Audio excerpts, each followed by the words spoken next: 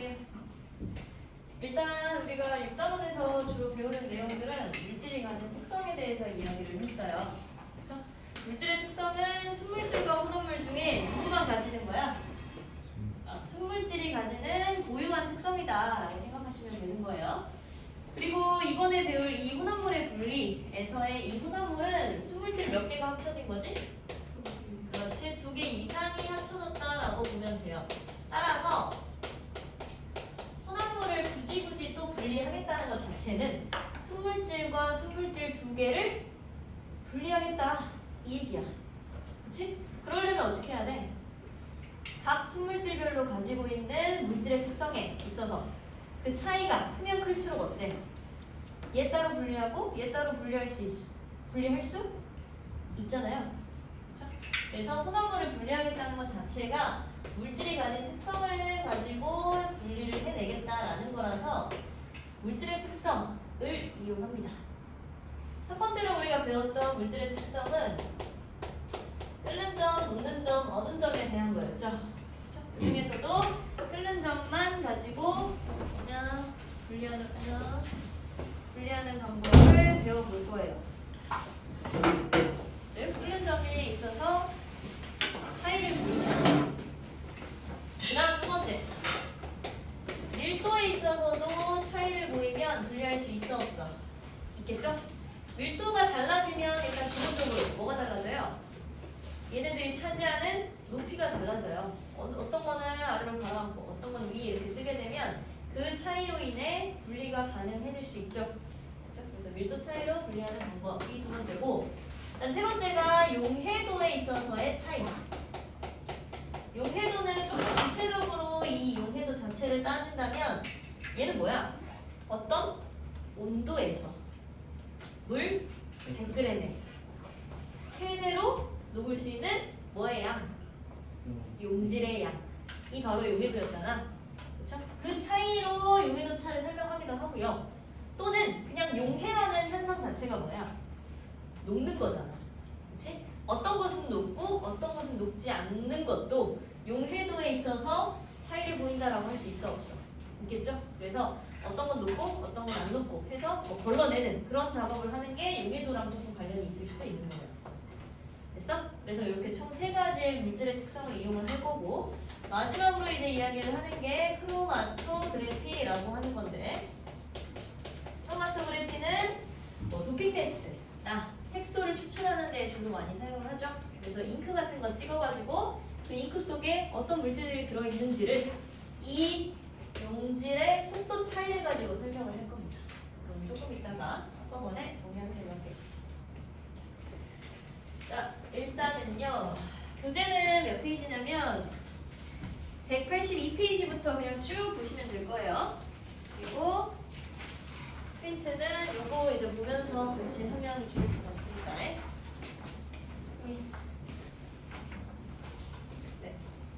첫 번째 끓는 점차부터 한번 정리할게요. 자, 여기에 나와져 있는 것들은요, 물질의 특성 그 자체예요. 오케이? 어떤 물질의 특성을 이용을 하는지라고 물어보면 얘네들을 가지고 답을 적어내면 돼. 그치? 그리고 지금부터 여기다가 적을 것들은 그 방법이야. 방법의 이름은 물질의 특성과는 다른 거예요. 오케이? 먼저 첫 번째로 끓는 점 차이를 이용해서 분리해내는 방법은 대표적으로 무엇을 이야기하느냐? 증류를 이야기합니다. 증발이랑 증류는 조금 다른 거야. 증발은 뭐야? 자연스럽게 밖으로 빠져나가는 거야. 물이. 그쵸? 근데 증류 같은 경우에는 일단 뭘 하겠다는 거야? 끓여서 증기로 만들겠다는 거야. 무슨 말이야? 예를 들어 물과 어떤 다른 뭐 에탄올 같은 물질을 섞었어. 그럼 수물질 2개가 섞인 거잖아. 얘를 다시 물이랑 물 따로, 에탄올 따로 이런 식으로 분리해내고 싶어. 그럼 일단 어떻게 해봐야 돼? 끓여보라는 거야. 일단 끓여서 물의 특성은 몇 도에서 끓어요? 그래, 100도에서 끓는단 말이야. 에탄올의 특성은 한 몇 도쯤에서 끓어? 한 78도 정도쯤에서 끓는데요. 그럼 끓는 점에 있어서 차이를 보이네. 그치? 그럼 한 곳에다 놓고 같이 끓이게 되면 끓는 점이 더 높은 애가 낮은 애가? 낮은 애가 더 먼저 끓어서 나오고 기체 상태로 빠져나오고, 이걸 갖다가 다시 액화시키면 물 따로, 에탄올 따로 분리할 수 있어 없어? 있는 거잖아. 이런 방법을 활용하는 게 증류예요. 그래서 예시가 조금 중요한데요. 여기서 이야기하는 이 증류의 예시는요. 어떤 것들을 이야기를 하냐면 우리 해수는 담수화를 할 수 있어 없어? 있죠. 해수는 염류가 포함된 물질을 갖다가 해수라고 얘기를 하는 거죠. 그렇지? 근데 해수는 어찌됐건 간에 물이랑 염류가 합쳐진 거야. 그러니까 여기서 내가 물만 빼내고 싶다는 건 끓여서 물에 끓는 점을 그러니까 물에 끓는 점 100도 이상으로 끓여서 물만 기체 상태로 빼내고 다시 이걸 액화시키는 방법이 있을 거 아니야. 그게 뭐야? 바닷물을 담수화하는 거야. 즉 바닷물을 담수화하는 건 증류를 이용해서 했다고 볼 수 있어요. 혼합물을 분리했잖아요. 오케이? 두 번째는요. 소주를 만들고 싶어. 소주는 성분이 뭐라 그랬지? 물이랑 뭘 섞은 거야? 에탄올을 섞은 거예요. 에탄올이랑 메탄올이랑 같은 알코올 종류예요. 근데 메탄올 섞어버리면 죽어. 그렇지? 에탄올 섞어야 돼. 그래서 물과 에탄올이 섞인 게 이제 소주인데 옛날 사람들이 이제 소주를 만들어 먹을 때는 발효한 곡물 같은 것에서 추출해낸 에탄올을 가지고 소주를 만들어 먹었어요. 그러니까 소주꼬리 어떻게 생긴지 아시겠죠? 요 프린트에도 있고요. 그다음에 책에도 있습니다. 소주꼬리에서 증류주 얻는 방법도 이 증류를 활용한 혼합물의 분리 방법이라고 볼 수 있겠지. 그 다음으로 두 번째 방법은 증류를 한 번만 해서는 순도 높은 순물질을 얻을 수 있어 없어? 한 번만 해서는 얻기가 힘들어. 그래서 여러 번 하겠다는 뜻을 가진 분별이라는 글자를 앞에다 적어요. 즉 증류를 여러 번 하는 걸 분별 증류라고 합니다. 여기서 이제 나온 예시가 대표적이게 물과 에탄올을 섞어가지고 여러 번 분별하는 거잖아요. 어디 있냐면 여기 분별 증류 장치 있죠? 아니면 뭐 책에 182쪽에 오른쪽에 보시면 분별 증류 장치 있죠? 여기다가 예전에 별표 치라고 그랬었지? 그렇죠? 그래서 증류를 이용해서 분리해내는 방법 중에 대표적인 실험 장치의 이름이 바로 분별 증류 장치입니다. 이 장치 속에 어떤 것들이 무슨 역할을 하는지 잘 기억하셔야 돼요. 첫 번째로 자, 여러 번 증류하는 효과가 있다라고 하는 부분은 어떤 친구가 담당을 할까요? 가만히 보시면 액체 혼합물을 먼저 왼쪽에서 끓이죠. 그렇죠? 이걸 끓이다가 처음 만나는 게 누구야? 분별 증류관이야. 여기서 무슨 일이 발생을 하냐면 예를 들어 물과 에탄올이 섞인 이런 비커에다가 가열을 시켜요. 그러면 여기서 이제 끓어나온 뭐가? 기체 상태의 물질이 가장 처음으로 만나는 것이 어딘 거예요? 이 분별 증류관이죠. 근데 분별 증류관 가만히 자세히 보시면 이게 동글동글한 또는 뭐 길쭉길쭉한 유리 같은 것들이 보인다고.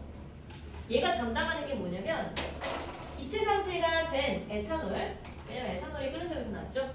기체 상태가 된 에탄올이 한번 올라가다가 차가운 물질을 만나서 뚝 액화돼서 다시 떨어져요. 완전히 순도 높은 에탄올만이 기체 상태가 되어 빠져나간다는 거야. 이 과정이 여러 번 떨어졌다가 올라갔다가 떨어졌다가 올라갔다가 하면서 결국에는 완전 순도 높은 에탄올만 빠져나가게 되겠지. 그치? 물이 섞여 나올 수 있다고. 그 물도 마찬가지로 액화되어서 떨어지면 여기에는 이제 에탄올만 남게 되는 거겠죠.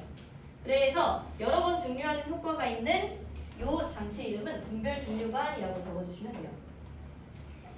그 다음으로 두 번째, 액체가 갑자기 끓어오르는 것을 방지한다. 이건 누가 담당한다 그랬어? 그렇지, 끓임 쪽. 여기 이렇게 물과 에탄올 섞여져 있는 이 비커에 보시면 동글동글한 돌 같은 게 이렇게 섞여 들어가 있어요. 얘가 하는 역할이 뭐야? 이 안에서 막 돌아다니는 거야. 그러니까 여기에 있는 친구들만 열을 받는 게 아니라 나머지 다 나눠준다고. 따라서 얘만 갑자기 끓어오르는 걸 어때? 방지할 수 있겠죠. 그래서 이 친구의 이름은 끓임 쪽이다. 적어주세요. 끓임 쪽. 마지막으로 온도계는 분별 증류관이랑 닿게 하면 돼, 안 돼? 안 돼. 알겠지? 기체의 온도만 측정하기 위해서 이렇게 온도계를 좀 위에다가 두는 거고요. 그 다음에 기화하여 나오는 물질을 냉각시킨다. 누가 담당해? 누가 담당해? 냉각기가 담당을 하겠죠? 근데 냉각기는 주의하셔야 될 게 지금 보니까 물이 어디로 들어가서 어디로 나와요? 위로 들어가서 아래로 나오는 것 같이 보였지만 방향이 어때? 어디로 들어가? 아래로 들어갑니다. 냉각기는 물이 아래로 들어가서 위로 빠져나온다라고 생각해야 돼요.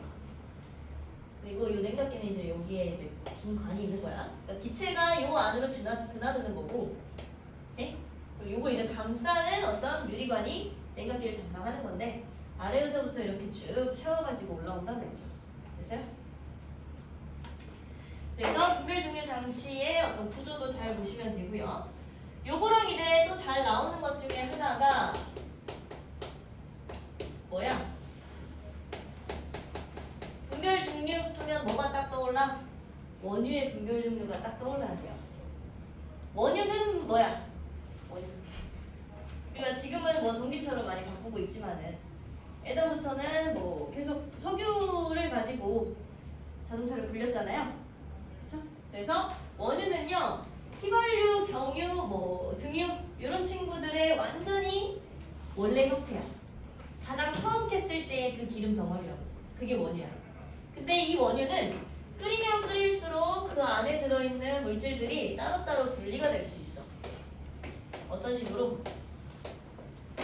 자, 원유를 보시면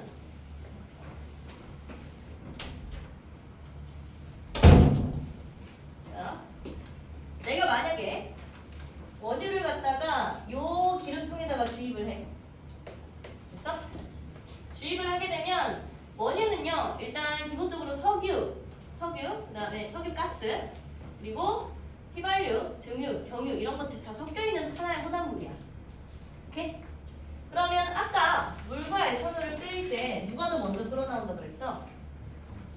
에탄올. 왜? 끓는 점이 더 낮으니까. 그럼 원유 중에서도 끓는 점이 더 낮은 애가 제일 어떻게 써요? 먼저 끓어나오겠죠. 그래서 끓는 점이 더 낮은 애가 먼저 끓어나와. 즉 기체 상태가 되어 날아갈 수 있다고. 기체는 액체보다는 밀도가 낮아요. 그래서 위로 올라가려고 한다고. 즉 가장 먼저 끓은 애가 제일 어디에서 발견되는 거야? 제일 위에서 발견되는 거야. 따라서 끓는 점이 낮은 물질은 위쪽에서 발견할 수 있어요. 이제 이 아래로 점점 끓는 점이 얘보다는 높은 물질들이 끓어나왔다가 가장 끓는 점이 높은 물질은 어때? 거의 끓지도 못하고 찌꺼기 상태로 남아있을 수도 있겠지. 그걸 활용하는 게 뭐야? 아스팔트야. 여기 지금 원유의 분별 증류 한번 그림 보시면 맨 위에가요 석유가스예요. 제일 먼저 끓어서 기체로 된 거. 그 다음에 쭉 밑에 이렇게 내려가서 보니까 아스팔트 있죠? 이건 사실상 원유 찌꺼기였던 거야. 이걸로 불을 포장하는 데 쓰죠. 그렇죠? 그래서 결과적으로 끓는 점이 가장 낮은 물질은 어디에서 발견? 가장 위에서 발견. 끓는 점이 높은 물질은 어디서 발견? 가장 아래에서 발견된다라는 거 기억하시면 돼요. 그 다음에 원유에서 두 번째로 기억해야 될 게 뭐냐면 우리가 아까 물과 에탄올을 분별 증류할 때는 물 따로, 에탄올 따로 순물질로 구별이 됐지. 그치? 순물질로 구별이 됐다는 건 얘는 끓는 점 100도, 얘는 에탄올 끓는 점 78도 이런 식으로 끓는 점이 일정하다는 거야. 근데 지금 얘네들 보면요. 석유가스 같은 경우에 몇 도에서 몇 도 사이에 가장 많이 발견된대? 마이너스 42도에서 1도 사이에 가장 많이 발견되어 석유가스의 형태로 있다는 거지. 그 다음 30도에서 120도, 150도에서 280도. 무슨 말이야? 끓는 점이 딱 하나로 떨어진다는 거야? 아니라는 거야. 그럼 이렇게 빠져나온 얘네들은요, 순물질이라고 볼 수 있어요? 없다는 거예요. 따라서 원유에서 기억하셔야 될 건 이거야. 첫 번째, 끓는 점이 낮으면 낮을수록 어디에서 발견된다? 위에서. 높으면 높을수록 아래에서 발견된다. 이거 첫 번째 하나 기억하시면 되고, 두 번째는 흐러져서 나온 하나의 석유가스, 휘발유, 등유 이런 물질들은 순물질이야, 혼합물이야? 혼합물이라는 거야. 한번 걸러져서 나온 물질이 순물질일 줄 알았지만 혼합물이라는 거야. 요거 두 가지 기억하세요. 됐어요? 됐나요? 불려? 자, 됐어요? 그러면 뒷장 넘겨봅시다.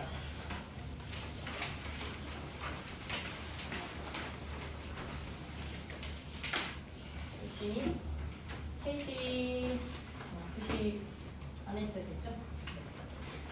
자, 그 다음 밀도차 볼게요. 밀도차. 그 프린트 꼭 채워보셔야 돼요. 알겠지? 예시에 어떤 것들이 있는지 이 단어는 되게 중요하니까 꼭 채워보십시오. 자, 뒷장 넘겨서 밀도차 봅시다. 밀도차는 뭐 별거 없고요. 일단 기본적으로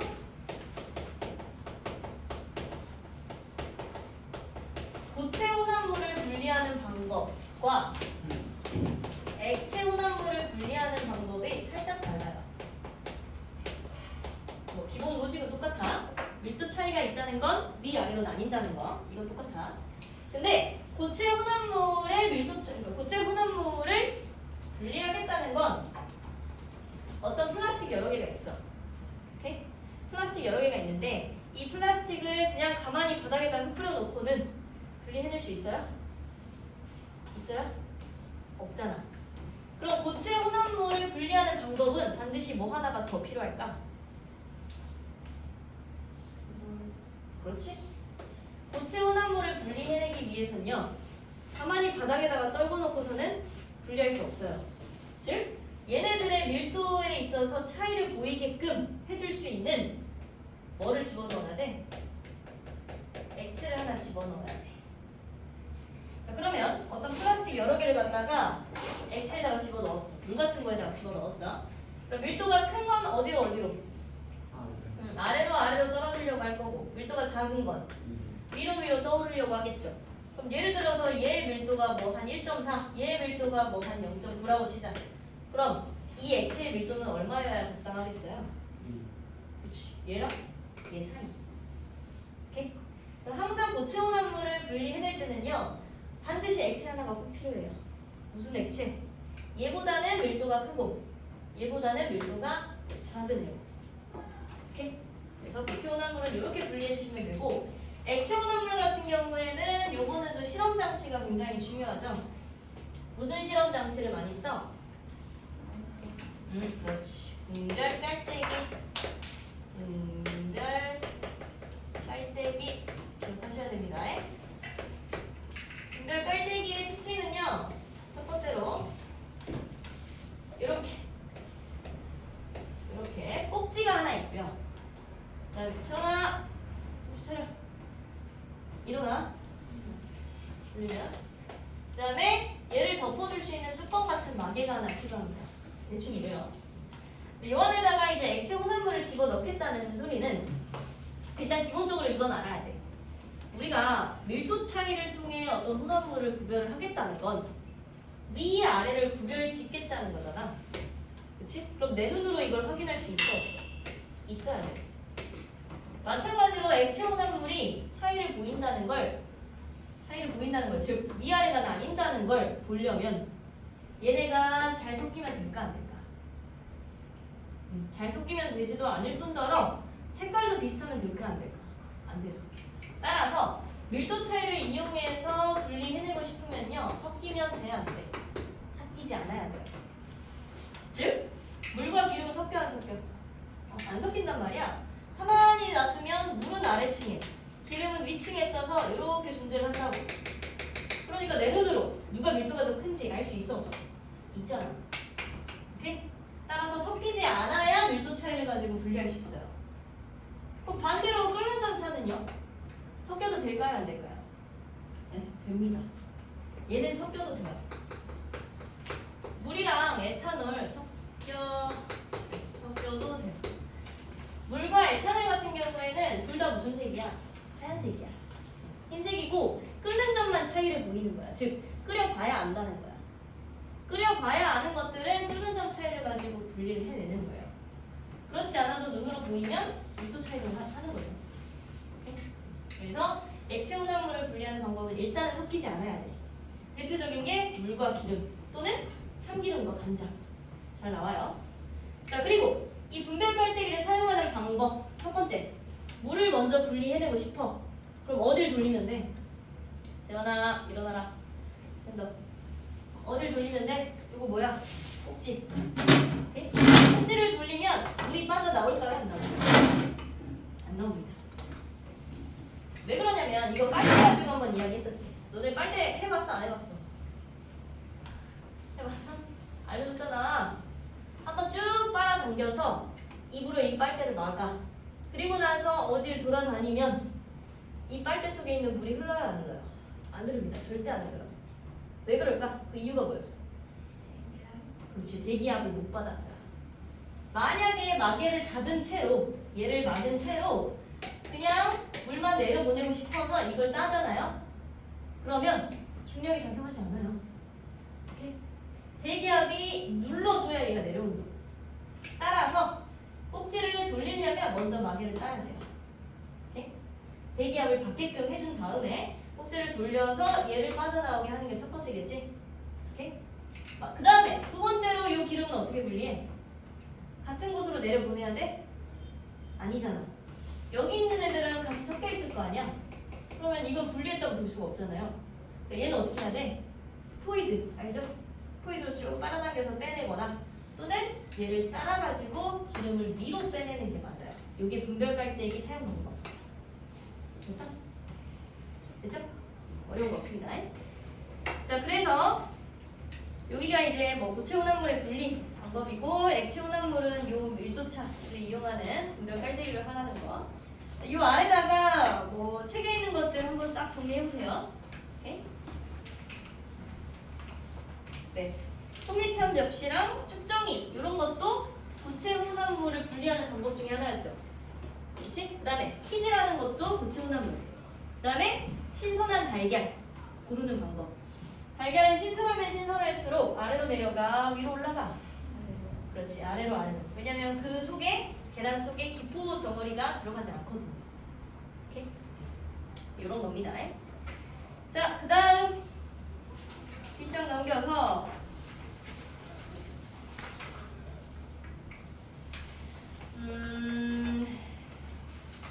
뭐지?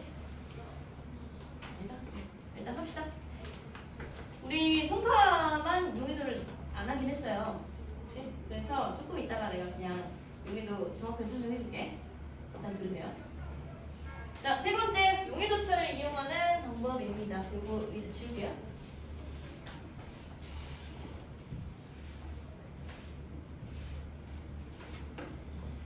자, 용의도차를 이용하는 방법. 내가 아까 얘기했어. 여기 있는 친구들은 그 물질의 특성의 이름을 얘기하는 거야. 그러니까 얘를 분리하는데 쓰인 물질의 특성을 고르시오라고 하면 밀도라고 얘기하는 거야. 오케이? 그리고 고체 혼합물, 뭐 예를 들어서 신선한 달걀을 골라낼 거야.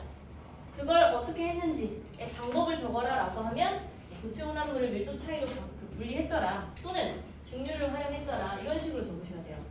방법의 이름이랑 물질의 특성의 이름은 좀 구별해서 알아두세요. 자, 용의도 차이를 이용하는 방법은요, 총 3가지입니다.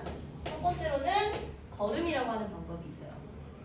걸음이라고 하는 방법은 말 그대로 걸러낸다는 거야. 그래서 아까도 이야기했듯이 이 용해도는 사실상 정확한 의미는 온도에 따른 물 용매 속에 녹아있는 양이었죠. 그치? 근데 그냥 녹아있는 정도로도 따질 수 있다고. 따라서 뭔가를 걸러내겠다는 뜻은 뭐 하나는 녹았는데 뭐 하나는 안 녹아서 이걸 걸러낼 때 사용하는 방법인 거예요. 그래서 주로 사용하는 게 이제 뭐냐면 여기 이게 이제 뭐야? 걸음 장치겠죠? 요 걸음 장치를 통해 주로 많이 사용하는 예시가 바로 소금과 나프탈렌이야. 소금과 나프탈렌 전에 소금과 모래를 가지고도 할 수 있어요. 그러니까 예를 들어서 물에다가 소금 녹이면 물에 소금 녹니 안 녹니? 녹는단 말이야. 대신에 모래는 녹아 안 녹아? 안 녹아.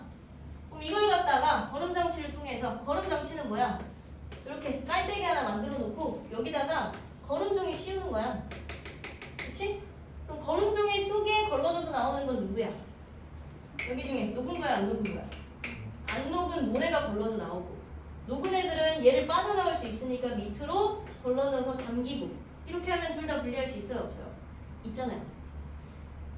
똑같습니다. 나프탈렌은요 물에 잘 안 녹아요. 모래와 같은 역할을 해요. 물에 잘 안 녹으니까 똑같은 실험 장치를 사용을 하면 소금은 아래로 빠져나오지만 나프탈렌은 위로 걸러져서 나와요. 반대로 얘를 이 용매를 물이 아니라 에탄올을 가지고 사용을 하면 에탄올에 녹을 수 있는 애는 얘는 이제는 나프탈렌이에요. 안 녹는 애가 소금이에요. 그러면 실험 결과가 반대로 나오겠죠? 그래서 항상 뭘 녹였는지, 뭘 어디에다 녹였는지 잘 보셔야 돼. 에탄올에다 녹였으면 걸러져서 나오는 애는 소금인 거예요. 됐죠? 그래서 소금과 나프탈렌을 주로 이야기하는 게 바로 거름입니다. 거름 장치를 사용하는 거고요. 두 번째가 바로 추출이라는 방법인데요. 추출을 사용하는 예시로 가장 적절한 게 뭐야? 세제야, 세제. 세제라고 할까요? 때라고 하지 말고. 우리 세탁할 때 항상 세제 넣어요, 안 넣어요? 넣어야 되지. 근데 이 세제는 옷 같은 걸 다 녹여버리니? 네, 안 녹인다고. 뭐만 녹여? 때만 녹여서 빼내는 거야. 이런 역할을 담당하는 방법이 바로 추출이야. 때만 녹여서 빼내는 거야. 오케이? 그래서 세제 또는 유기용매라는 말을 쓰기도 해요. 유기용매에다가 때를 녹여서 빼낸다. 너 뭐 기가에서 안 배웠니? 배웠지? 안 배웠어? 그래? 그래요? 뭐 여튼 그렇습니다. 그래서 세제를 활용해서 때를 빼내는 방법, 추출. 이것도 마찬가지로 용해도 차야. 내 옷은 안 녹지만 때는 녹잖아. 됐어? 네? 마지막으로 재결정이라고 하는 방법이 있어요. 즉 무슨 말이야? 다시 결정시키겠다는 거야. 근데 이 결정이라는 말은 고체로 만들겠다는 소리예요. 고체로. 오케이? 그래서 요걸 이제 대표적인 예시로 드는 게 뭐냐면 염화나트륨과 질산칼륨. 질산칼륨과 염화나트륨. 우리 용해도 배웠을 때 용해도는 온도에 따른 용해도 요거를 이제 그래프로 주로 사용을 하잖아요. 그쵸? 대부분의 고체 상태 물질들은 온도가 높아지면 용해도도 어때? 어떻게 달라져?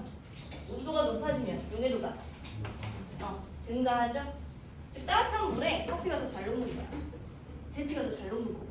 오케이? 그러니까 온도에 따른 용해도가 대부분은 높아지는 게 맞아. 근데 이 정도가 모든 물질마다 다 다르다고. 어떤 물질은요 온도가 아무리 높아져도 용해도가 거의 차이가 없는 게 있을 수도 있어요. 대표적인 예시가 얘가 소금이에요. 즉 염화나트륨. 그리고 대표적인 예시가 얘가 질산칼륨이에요. 그러면 내가 똑같은 온도에다가 똑같은 온도의 물에다가 오케이? 똑같은 온도의 물에다가 질산칼륨과 소금을 다 녹였어. 즉 내 눈으로 보이지 않을 정도로 다 녹였어.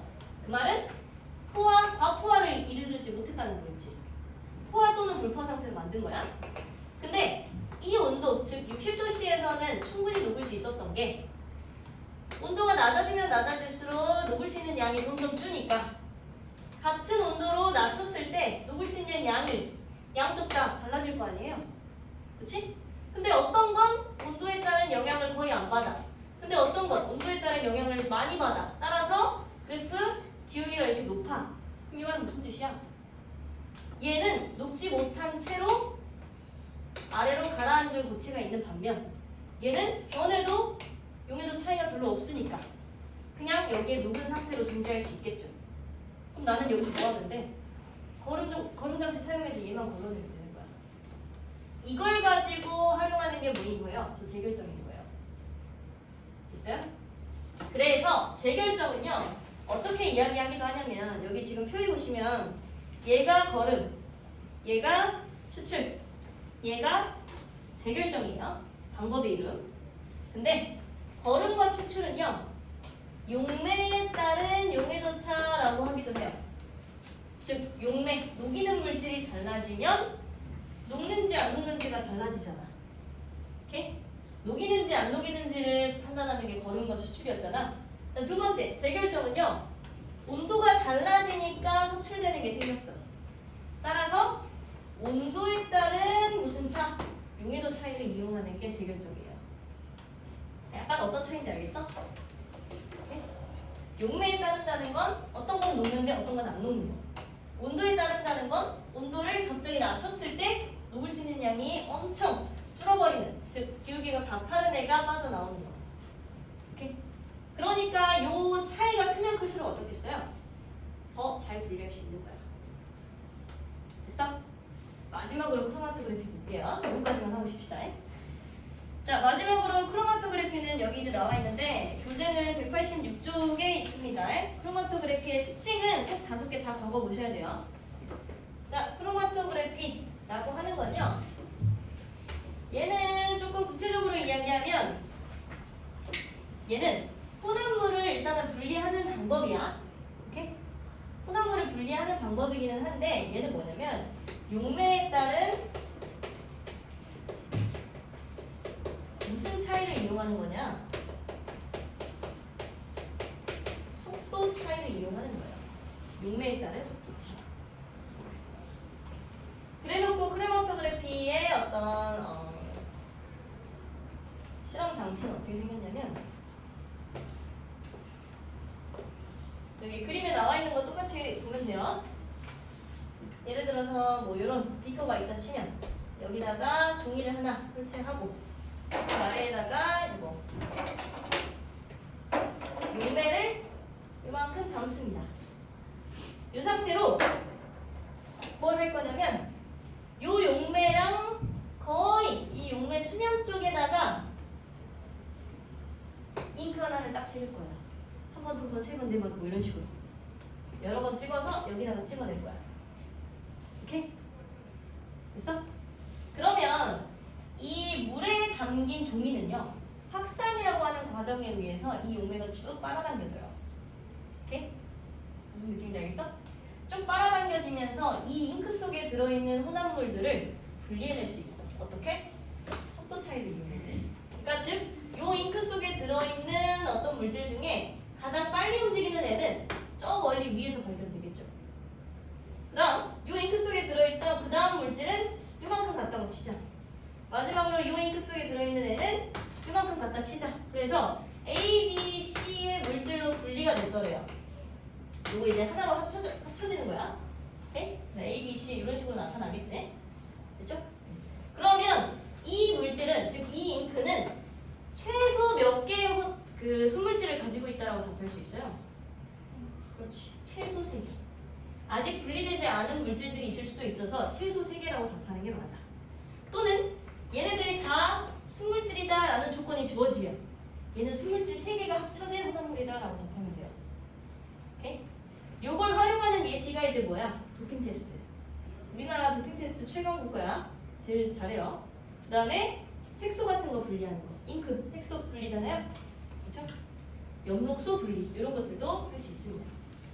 그래서 크로마토그래피의 특징은 뭐냐면 일단 첫 번째가 혼합물의 양이 매우 적어도 분리할 수 있어요. 잉크 몇 개만 이렇게 좀 찍으면 어때? 다 분리되잖아. 몇 개 들어있는지 알 수 있잖아. 그치? 그 다음에 성질이 비슷한 혼합물도 쉽게 분리할 수 있대요. 성질이 비슷해도 쉽게 그냥 물에 담그면 끝이야. 됐어? 그 다음에 실험 방법이 어때? 복잡해? 아니지. 간단하지. 간단하고 짧은 시간에 분리도 할 수 있겠죠. 그 다음에 네 번째, 성분 물질이 복잡한 혼합물도 성분 물질이 아무리 복잡해도 그냥 한 번에 분리할 수 있잖아. 집어넣기만 하면 되는 거잖아. 오케이? 그래서 네 번째, 그 다음 마지막으로 다섯 번째, 얘가 만약에 집어넣은 용매가 물이 아니라 다른 물질이었으면 결과가 똑같을까요? 당연히 아니라는 거예요. 만약에 물이 아니고 기름이었으면 당연히 분리되어 나오는 게 다를 수 있겠죠. 그래서 용매가 달라지면 결과도 달라진다라고 생각하시면 됩니다. 되나요?